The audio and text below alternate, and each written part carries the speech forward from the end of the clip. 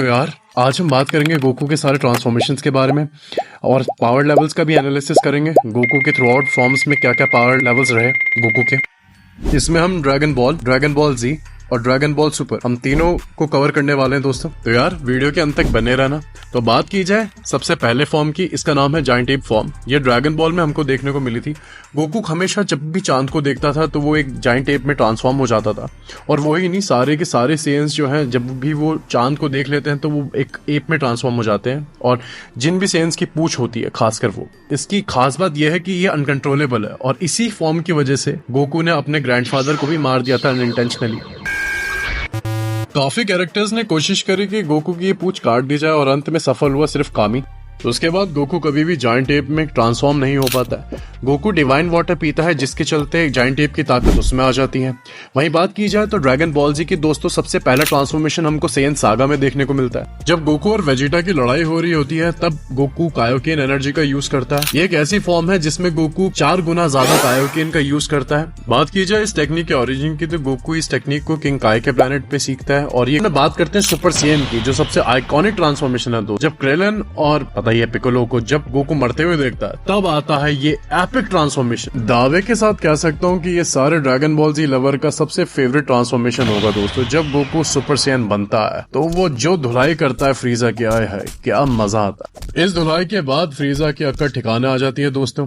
और इसी ट्रांसफॉर्मेशन की वजह से गोकू की स्ट्रेंथ जो है 50 गुना ज्यादा बढ़ जाती है, इसलिए इसको सबसे आइकॉनिक ट्रांसफॉर्मेशन कहा जाता है। वहीं अगर बात की जाए सुपर सेयन 2 और सुपर सेयन 3 की, दोनों के दोनों यूजलेस ट्रांसफॉर्मेशन है दोस्तों।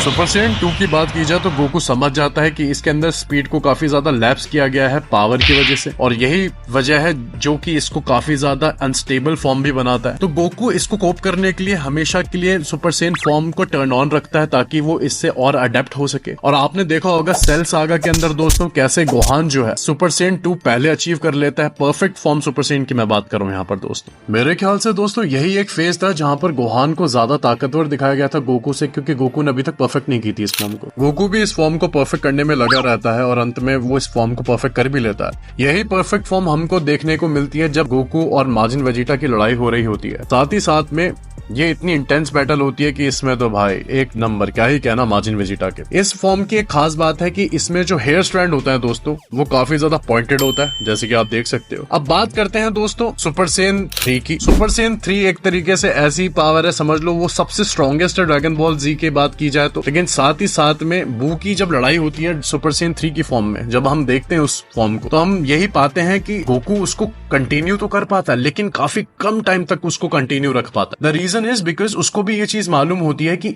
सुपर सेयन 3 फॉर्म जो है काय को बहुत जल्दी ड्रेन करती है। यानी ये समझ लो अगर गोकू की ताकत 100% है और अगर वो सुपर सेयन 3 फॉर्म का यूज करे तो ये समझ लो कि विद इन 15 से 20 मिनट के अंदर अंदर उसकी जो पावर है वो करीबन 35% या 25% के आसपास चली जाएगी। तो दोस्तों अगर इस फॉर्म की बात की जाए तो एक तरीके से ये टाइम बॉम्ब जैसी है, चला तो चांद तक वरना घर पे ही, और गेम ओवर।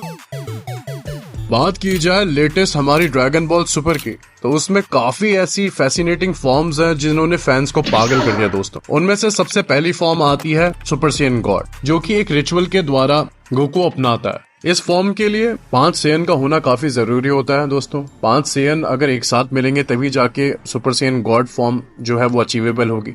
यही हमने मूवी के अंदर देखा। वो एक अलग बात है कि गोकू इसको आगे अपने बलबूते पे ही अचीव कर लेता है। तो ये एक ऐसी फॉर्म होती है दोस्तों जो काफी मैजेस्टिक सी लगती है। और इसी फॉर्म के अंदर आप ध्यान से अगर देखो तो गोकू काफी यंग और आईज उसकी काफी ज्यादा डीप नजर आती है। इसी फॉर्म का यूज करके गोकू बीरस से लड़ाई भी करता है और अंत में हार भी जाता है। इस फॉर्म की अगर बात की जाए तो ये भी फॉर्म काफी ज्यादा कहीं हद तक सुपर सेयन 3 जैसी है, क्योंकि इसमें भी काफी ज्यादा की ड्रेन होती है। स्टैमिना और रिफ्लेक्सेस दोनों ही बहुत ज्यादा कम होते हैं। अब दोस्तों बात करते हैं गोकू के सुपर सेयन ब्लू ट्रांसफॉर्मेशन की बात, जो कि गोकू खुद ही अचीव करता है। आपने ये रेजरेक्शन ऑफ एफ के अंदर गोकू को सबसे पहले सुपर सेयन ब्लू के अंदर ट्रांसफॉर्म होते हुए देखा होगा। इस ब्लू ट्रांसफॉर्मेशन की बात भी अलग है। इसमें स्टैमिना लो रहता है और रिफ्लेक्सेस और स्ट्रेंथ दोनों बरकरार रहती है। बात की जाए सुपर सैयन ब्लू कायोकेन की, ये एक ऐसी फॉर्म है दोस्तों जिसने तो भाई गदर ही मचा दी थी। हिट के टाइम स्किप का जवाब सिर्फ गोकू की उसी फॉर्म के पास में था। बस इस फॉर्म की एक ही परेशानी है, वो ये है कि इस फॉर्म के चलते गोकू ज्यादा अपनी बॉडी पे डैमेज रिटेंशन नहीं ले पाता। दोस्तों आसान शब्दों में कहा जाए तो उसकी बॉडी इतना डैमेज झेल नहीं पाती, और यही एक कारण था जिसकी वजह से गोकू ज्यादा देर तक अपनी वो वाली फॉर्म मेंटेन नहीं रख पाया हिट के सामने। अगर गोकू इस फॉर्म को और आगे कंटिन्यू रखता तो हो सकता है उसकी बॉडी ही एक्सप्लोड कर जाए। तो यार गोकू लग जाता है इस फॉर्म को भी परफेक्ट करने में, और फिर वो सोचता है क्यों ना मैं सुपर सैयन ब्लू और सुपर सैयन रेड को दोनों को साथ साथ में बारी बारी यूज करूं, जिससे ताकि वो और स्टेबल हो जाए।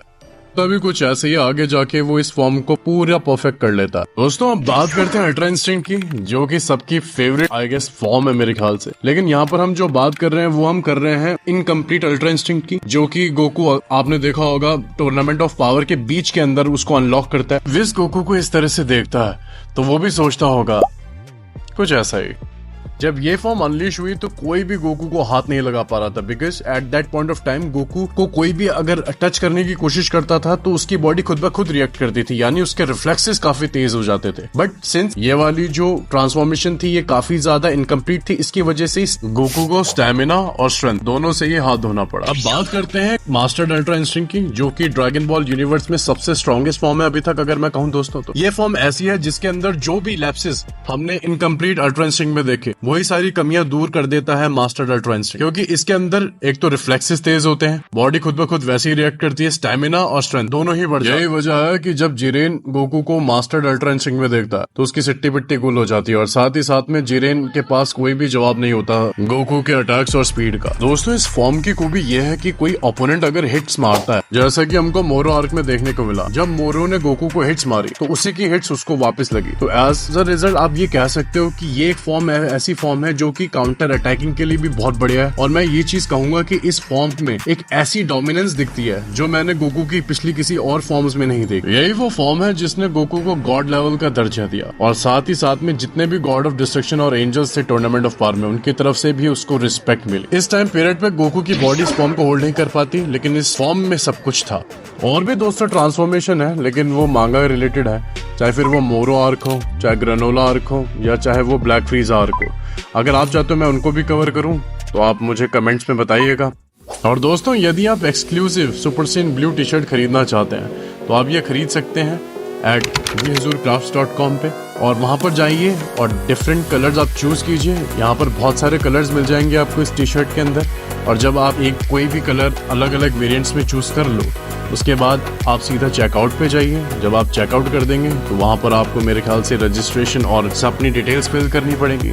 वंस आप फिल करेंगे तो उसके बाद आप सीधा का सीधा आपके डोर स्टेप पे ये जो शर्ट है वो डिलीवर हो जाएगी। दोस्तों आज के लिए बस इतना ही। आशा करता हूँ आपको ये वीडियो पसंद आया होगा। लाइक करना, सब्सक्राइब करना, और हाँ इस भाई को मत भूल जाना यार।